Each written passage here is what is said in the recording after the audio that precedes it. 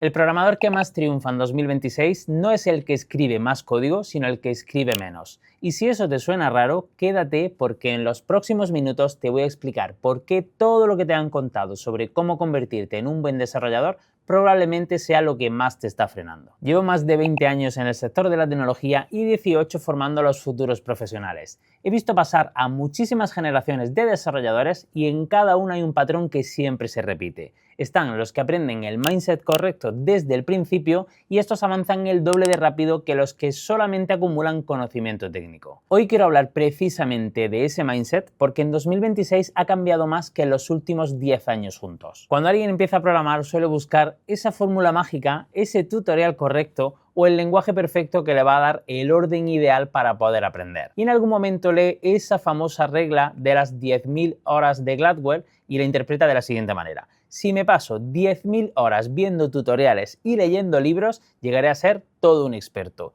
Y eso es un error gigantísimo. ¿Por qué programar no es como estudiar historia o estudiar derecho, donde lo único que haces es acumular información y eso te convierte en experto? Te lo digo que mi hermano estudió derecho y sé los tochos que se estudió. Programar es simplemente un oficio y es lo más parecido a tocar un instrumento, a ser carpintero o incluso a dibujar. Porque lo que se aprende haciendo y no solamente leyendo o viendo vídeos. La versión correcta de las 10.000 horas para un desarrollador sería, bajo mi punto de vista, esta. ¿Cuánto tardaré en escribir mis primeras 10.000 líneas de código donde cada milésima línea sea mejor que la que he escrito anteriormente? Porque la práctica no completa el aprendizaje, sino que la práctica es el aprendizaje. Este es el punto que más le cuesta entender a la gente y lo entiendo perfectamente porque a mí me pasó exactamente lo mismo cuando empecé. Y cuando tropiezas, pues simplemente no quieres hacer las cosas básicas, sino que quieres hacer el proyecto más guapo, el clon de una red social que está de moda o la aplicación con inteligencia artificial que todo el mundo está haciendo. Y lo básico te parece que está como por debajo de ti. Y eso simplemente es tu ego que te está hablando. Y el ego es un pésimo consejero cuando sobre todo estás aprendiendo. He visto a cientos de estudiantes atascarse durante meses porque se negaban a construir proyectos sencillos. Y he visto a otros avanzar con una velocidad brutal porque se tragaban el orgullo y construían cosas pequeñas, funcionales y completas. Porque los fundamentos no son solamente el calentamiento previo a lo serio, sino que los fundamentos son lo serio. Hay una frase que me parece perfecta para esto y viene de esta comunidad de desarrolladores y dice: los mejores ingenieros no son los que producen 10 veces más código, son los que crean 10 veces menos caos.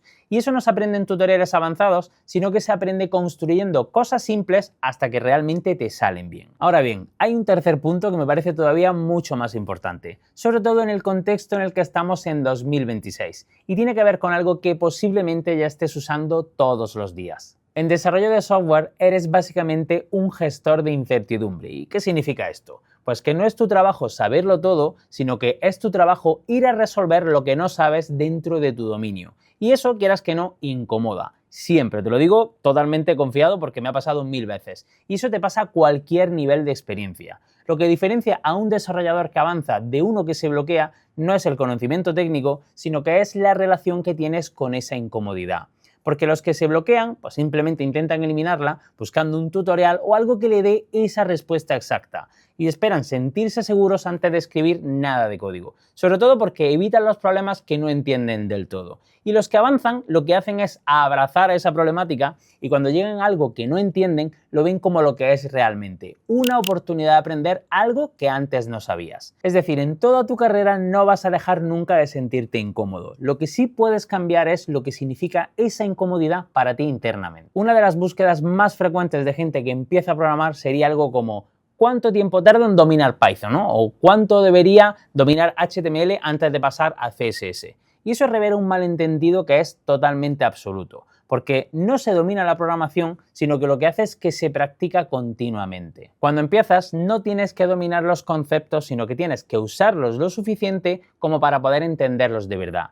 Y hay una diferencia brutal entre entender algo en un tutorial y entenderlo de verdad después de haberlo usado en 5 proyectos diferentes y haberlo roto otras tantas veces. Y cuando alguien te diga que trabajar como un desarrollador tienes que dominarlo absolutamente todo, recuerda simplemente esto. Cuando te contratan como un junior, nadie espera que sepas todo, eso por supuesto, ¿no? Sino que esperan que sepas lo básico muy bien y que tengas una disciplina y sobre todo la curiosidad para seguir aprendiendo todos los días. Y eso es lo que buscan realmente las empresas. no buscan enciclopedias andantes, sino que buscan desarrolladores con hambre de aprendizaje y de aprender realmente lo que se hace en una empresa para poder construir soluciones que ayuden a esa empresa a ser mucho más eficiente. Hasta aquí todo lo que te he contado es totalmente atemporal, porque lleva siendo verdad durante décadas. De hecho, ya te digo, llevo 20 años en esto. Pero en 2026 hay una capa por encima de todo esto que si la ignoras vas a quedarte atrás sin saber ni siquiera por qué te estás quedando atrás. Y es que el 46% de todo el código que escriben los desarrolladores activos